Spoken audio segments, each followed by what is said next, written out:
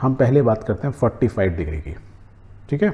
So trigonometric ratio of 45 degree ये क्या होता है? पहली बात तो इसकी वैल्यू कितनी होती है याद रखने से पहले तो ये मालूम चले कि वो 1/√2 जो मैंने अभी आपको बोला वो आई कैसे, क्यों आई 1/√2, पहले वो समझ लें एंड देन फिर हम याद रख लेंगे उसको।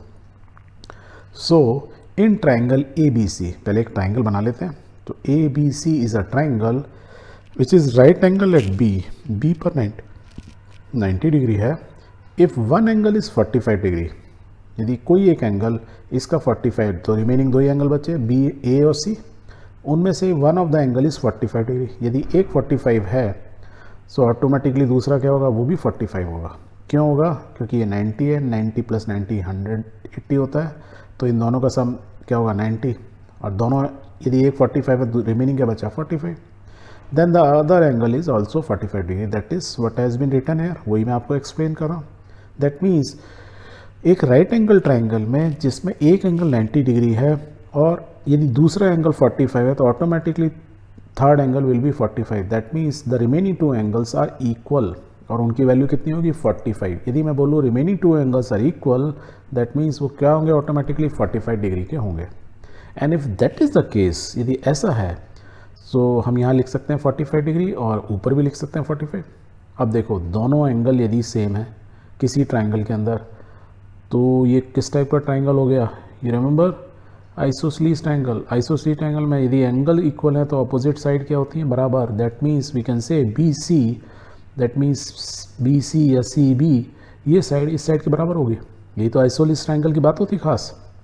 ओके, सपोज हम बोलते हैं कि ये जो साइड्स जो दोनों साइड हैं ए बी और सी बी, उनकी वैल्यू है ए, हमने मान ली वैल्यू मान सकते हैं। यदि एक की है तो दूसरी ऑटोमेटिकली ए होगी। आप के लिखना चाहो तो के लिख लो, ठीक है। तो हमने सपोज यहाँ पे ए ले लिया, थोड़ा लिखने में के से अच्छा लगता है देखने में, और कुछ नहीं। हाँ, you can take X also. Okay, तो ये वैल्यू हमने ली कि ये इसकी साइड ए है तो ये दूसरी साइड ऑटोमेटिकली ए होगी। क्यों होगी? क्योंकि दोनों बराबर हैं। क्यों बराबर हैं? क्योंकि इस isosceles triangle. Why isosceles triangle? क्योंकि एक एंगल 45 है, दूसरा भी 45 है, दैट मीन्स ये एंगल बराबर, हैंस आइसोसेलेस। क्लियर? यहाँ तक कोई कन्फ्यूजन नहीं? Very good. Then by Pythagoras theorem, right angle triangle है, ट्रिग्नोमेट्री की बात करें तो पाइथागोरस आ ही जाएगा।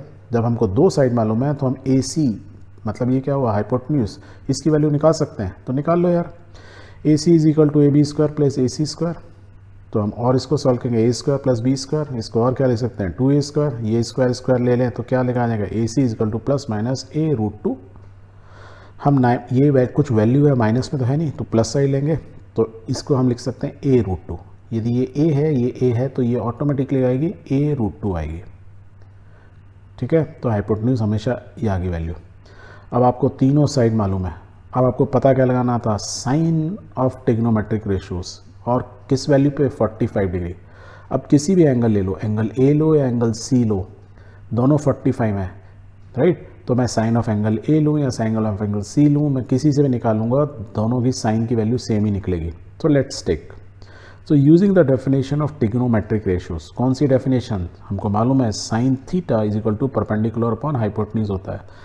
तो यदि इस केस में हम क्या बात करें, साइन ऑफ ए, और ए की वैल्यू है 45 डिग्री, या sine of C that is 45 degree, तो साइन ऑफ 45 बोल सकता हूँ, ये हमने पढ़ाई था इनिशियली। तो sine of 45 degree is equal to perpendicular upon hypotenuse. और परपेंडिकुलर यहाँ क्या दिया हुआ, यदि मैं ए की बात कर रहा हूँ तो उसका परपेंडिकुलर अपोजिट ए, हाइपोटेन्यूज यही है, तो we can write A upon a√2। अब देखो ए कट गया तो बचा क्या 1/√2। और यदि मैं साइन 45 यदि साइन ऑफ सी में लेता तो उसमें परपेंडिकुलर क्या होता है, ये भी ए होता है, A upon this means perpendicular hypotenuse, तो वो भी एग्जैक्टली सेम चीज़ आती है। तो उसकी भी वैल्यू क्या आती है 1/45 मीन्स साइन ऑफ ए या sine of C in this particular example, जहाँ पे ए और सी क्या है 45 डिग्री, तो उनकी वैल्यूज़ ऑलवेज 1/√2 ही आएगी। तो आपको क्या याद हो गया कि साइन ऑफ 45 डिग्री, या हम इसको पढ़ते हैं sine 45 is equal to, degree हम नॉर्मली नहीं बोलते हैं पर still you can say sine of 45 degree is always equal to 1/√2। तो एक ट्रिग्नोमेट्रिक इक्वेशन निकल आई for particular angle 45 degree angle के लिए। और कौन कौन सी ट्रिग्नोमेट्रिक इक्वेशन होती हैं, 6 होती हैं। अगली क्या है कॉस, तो cos of 45 cos theta is equal to base upon hypotenuse, तो क्या होगा, base is A upon A root two, इसको भी ए कट गया तो क्या है 1/√2। इसलिए हमने प्रीवियस एग्जाम्पल में देखा था कि sine of 45 is equal to 1/√2 and cos of 45 equal to 1/√2। Clear? ठीक है। अब थर्ड ट्रिग्नोमेट्रिक रेशियो क्या होते हैं, tan थीटा। tan थीटा क्या होता है, परपेंडिकुलर अपॉन बेस।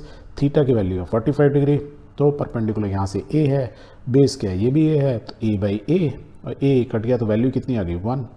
तो tan of 45 degree is always equal to 1। Clear? और इनके इन्वर्स निकाल सकते हैं। इन्वर्स क्या होते हैं, कोसेक थीटा। साइन थीटा का opposite cosec theta means cosec 45 degree, या मैं इसको लिख सकता हूँ 1/sin theta, that means sign 45 degree. और साइन 45 दिया 1/√2, और 1/45 डिग्री क्या हो जाएगा, √2/1, ऐसे लिख सकते हैं, दैट मीन्स √2। तो कोसेक 45 डिग्री की वैल्यू क्या होती है, √2। एग्जैक्टली में कॉस थीटा का ऑपोजिट क्या होता है, सेक थीटा, दैट मीन्स सेक 45 लिख सकते हैं 1/cos 45, वो क्या 1/√2 होता है, ये भी क्या आंसर आ गया √2।